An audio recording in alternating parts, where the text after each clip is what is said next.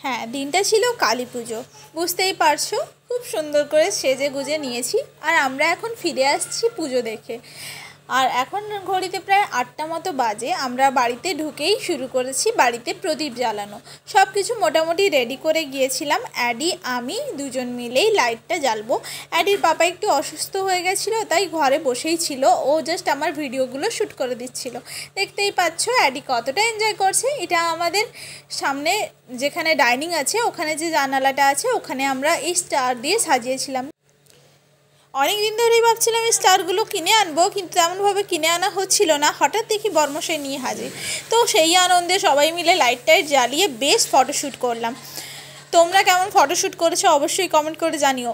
আর সত্যি বলতে আমার ব্লগগুলো আপলোড করতে এত লেট হচ্ছে, কি বলবো। তোমরা কিন্তু সাপোর্ট করো প্লিজ। নেক্সট কিছুদিনের মধ্যে আমি রেগুলার ভিডিও আপলোড করা শুরু করব। তো নতুন কোনো ভিডিও দেখতে গেলে অবশ্যই চ্যানেলটাকে সাবস্ক্রাইব করতে একদমই ভুলবে না। এই যে দেখছো সুন্দর করে সেজে গুজে আমি প্রদীপ জ্বালাচ্ছি। এটা আমার বিয়ের আগে থেকেই এই অভ্যাসটা আমার মধ্যে ছিল। কেননা বাড়িতেও আমি একইভাবে প্রদীপ জ্বালতাম, সুন্দর সুন্দর করে ফটোশ্যুট করতাম। তাই সুন্দর করে সাজগুজু করে ওই জিনিসটা আমার ভীষণ ভালো লাগে। আমি সকালবেলা গিয়েছিলাম বাজারে, ওখান থেকে নিয়েছিলাম কিছু ফুল, যেগুলো আমি রঙ্গোলি বানানোর জন্য নিয়ে এসেছিলাম। আর এই প্রদীপগুলো নিয়ে এসেছিল বরমশাই, যেটা আগের দিনের জন্য। কিছুগুলো জ্বালিয়েছিলাম আমি ভূত চতুর্দশীর দিন, আর কিছুগুলো জ্বালাচ্ছি আজকে। আর বরমশাই এখানে ননস্টপ আমার সঙ্গে বকবক করে যাচ্ছিল, কি বকবক করছিল এখন আমার মনে নেই।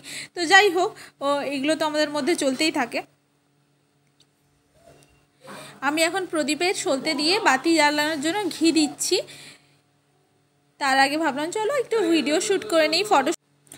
আর এত সুন্দর করে রেডি হয়ে রিলস না বানালে কেমন একটা লাগে, তাই না?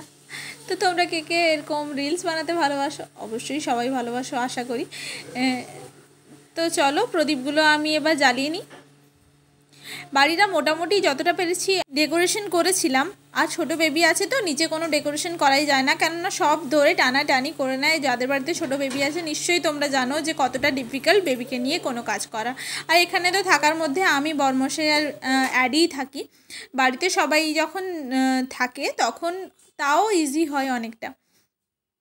এই যে আমি প্রদীপগুলো রেডি করে নিয়েছি।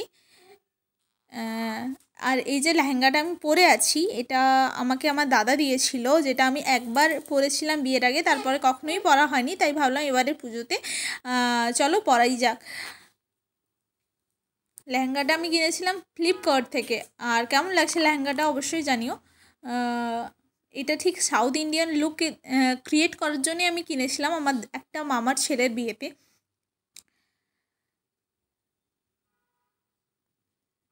আমার সাউথ ইন্ডিয়ান লুক ক্রিয়েট করতে ভীষণ ভালো লাগে। আর সাউথ ইন্ডিয়ান মেয়েদেরকে দেখতে তো অসম্ভব সুন্দর লাগে। সব থেকে ভালো লাগে ওদের স্পেশালি ওই মাথায় গজরা লাগানোটা। যদিও আমি লাগাইনি, কিন্তু যে সময় আমি এই লুকটা ক্রিয়েট করেছিলাম ওই দাদার বিয়েতে, তখন লাগিয়েছিলাম। ওর পিকচারটা আমার কাছে আছে, অবশ্যই আছে, বাট কোথায় আছে ওটা খুঁজে বের করতে হবে। যাই হোক, আর এই জুয়েলারিটা আমি কিনেছিলাম মিশো থেকে, যেটা মোটামুটি সব শাড়ি সব রকম ড্রেসের সঙ্গে ওয়্যার করা যায়।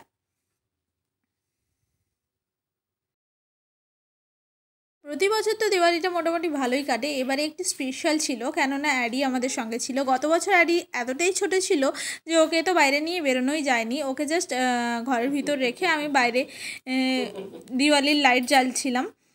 ওর ভিডিও আমি আপলোড করেছিলাম আমার চ্যানেলে, যদি দেখতে চাও অবশ্যই গিয়ে চেক আউট করতে পারো।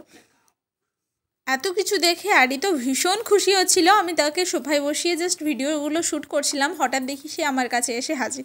তো তখন ভাবলাম যে চলো আমরা দুজন মিলে কিছু ফটোশ্যুট করি। আর দেখতেই পাচ্ছ অ্যাডি কতটা এনজয় করছে, কতটা মজা পাচ্ছে। এটা অ্যাডির জ্ঞান পড়ার পর মোটামুটি ফার্স্ট দিওয়ালি তোমরা বলতেই পারো। আর এই দিনগুলো স্মৃতি হিসেবে রাখার জন্য এই ভিডিওগুলো আমাদের কাছে সব সময়ের জন্য থেকে যাবে, তাই না? আর বেবি তো বড় হতেই থাকে, ওদের মেমোরিগুলো মাথায় থাকে, কখনো কখনো হারিয়েও যায়। তো এইগুলো আশা করি হারাবে না। তাই জন্য কি এই শ্যুটগুলো করে রাখা আমার মনে হয় খুবই প্রয়োজন প্রত্যেকটা প্যারেন্টসের জন্য। এখানে আমি ওকে বলছিলাম হামি দিতে, তো দেখলাম হ্যাঁ এক চান্সে হামি দিয়ে দিল। ও মোটামুটি দেয়, কিন্তু ওর মুডের উপর ডিপেন্ড করে। আজকে এতটাই খুশি ছিল যে একবার বলাতেই দিয়ে দিয়েছে। চলো এবারে আমরা প্রদীপগুলো সাজিয়ে নিই। আর মোটামুটি 8:30 মতো তো বেজেই গেছে। এই যে আমাদের এটা ডাইনিংয়ের জানালা, যেখানে আমি প্রথমে প্রদীপ দেওয়া শুরু করছি। প্রথমে ভেবেছিলাম সব জানলাগুলোতেই দেবো, কিন্তু সব জানলাগুলোতে যেহেতু লাইট লাগানো ছিল, প্রদীপ লাগালে সেগুলোর জন্য ডিফিকাল্ট হতো, কোনো প্রবলেম ক্রিয়েট হতে পারে। তাই আমরা ভাবলাম যে চলো এইটাই দেওয়া যাক, আর ব্যালকনিতে কিছু দেবো। গত বছর আমরা অন্য একটা জায়গায় ছিলাম, বিশেষ করে অ্যাডি ছোটো ছিল, তখন আমরা বেলদাতে ছিলাম সবাই মিলে। আর এটা আমাদের নতুন ফ্ল্যাট, এবছর আমাদের ফার্স্ট দিওয়ালি এই ফ্ল্যাটে। আসছে বছর আশা করি আরও ভালো কিছু করতে পারবো। অ্যাডি তখন অনেকটা বড়ও হয়ে যাবে। এই যে বাইরে আমি ছোটো ছোটো দুটো রঙ্গোলি দিয়েছি, যেহেতু অ্যাডি ছোটো, ও বেরোতে গিয়ে আর ওগুলো দেখে এক্সাইটমেন্টে অনেক সময় ঘাটাঘাটি করে দেবে, তাই আমি বেশি কিছু করিনি। বললাম আশা করি পরের বছর করতে পারবো। তাও এটা আমি করেছিলাম, আমার তো বেশ ভালোই লাগছিল। আর এটা দরজার সামনেই আমি এগুলো সাজিয়ে সুন্দর করে প্রদীপ দিয়েছি। তোমাদের কেমন লাগছে অবশ্যই কমেন্ট করে জানিও। আশা করি বাইরে প্রদীপ দেওয়া হয়ে গেছে, এরপর এসেছি ঠাকুরের কাছে প্রদীপ দিতে। আমি বেরোনোর আগে ঠাকুরের কাছে একটা ঘিয়ের প্রদীপ জ্বালিয়ে গিয়েছিলাম, তারপর এসে ওই যে ফুল টুল সাজিয়ে গেছিলাম, তারপর ঠাকুরের কাছে প্রদীপগুলো জ্বালিয়ে দিচ্ছি। চলো সব কিছুই তো বলছি, তোমাদের সঙ্গে আমার পরিচয়টা তো শেয়ারই করা হয়নি। যারা আমার প্রথম ভিডিও দেখছো তাদের জন্য আমি আমার পরিচয়টা দিই। This is Sukanya, welcome back to my channel Sukanya blogs and tips. আশা করি তোমরা সবাই ভালো আছো আর সবার দীপাবলি খুব ভালো গেছে। আমার দীপাবলিটা খুবই ভালো গেছে, কিন্তু ভিডিওগুলো আপলোড করতে সত্যিই অনেকটা দেরি হয়ে গেল। আশা করি তোমাদের ব্লগটা দেখতে খুব ভালো লাগবে। চলো ব্লগটা শুরু করে দিয়েছি, কন্টিনিউ করতে থাকো। আর নতুন কোনো ব্লগ দেখার জন্য অবশ্যই চ্যানেলটাকে সাবস্ক্রাইব করতে ভুলো না। চলো ভিডিওটা কন্টিনিউ করতে থাকো। এই যে আমরা রুমের ভেতর থেকে যে দেখাচ্ছি তোমাদেরকে যে বাইরে কত সুন্দর লাগছে প্রদীপের লাইটগুলো। এগুলো আমি ঘিয়ের বাতি জ্বালিয়েছি। আশা করি তোমাদের দেখতে খুব ভালো লাগছে, আমার তো ভীষণ ভালো লাগছিল। কিন্তু বাইরে প্রত্যেক বছরই দীপাবলির দিন এত বাতাস থাকে যে বাইরে যে প্রদীপগুলো জ্বালানো হয় সেগুলো ফটফট করে নিভে যায়।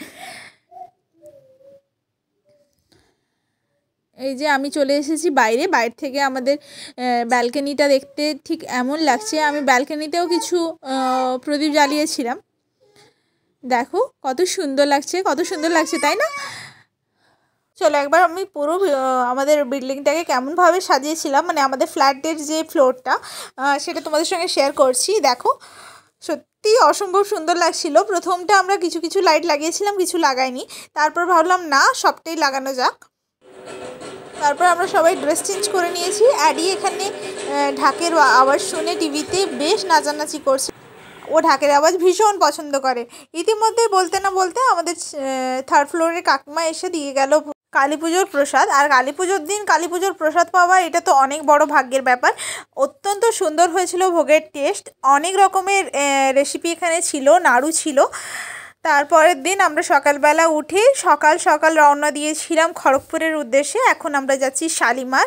অ্যাডি তখনও ঘুম থেকে ওঠেনি, একটু একটু ঘুম তো ওর চোখে লেগেই ছিল। তারপরে আমরা ওকে খেলাচ্ছিলাম যাতে ও ট্রেনে ঘুমায়, রাস্তায় না ঘুমায়।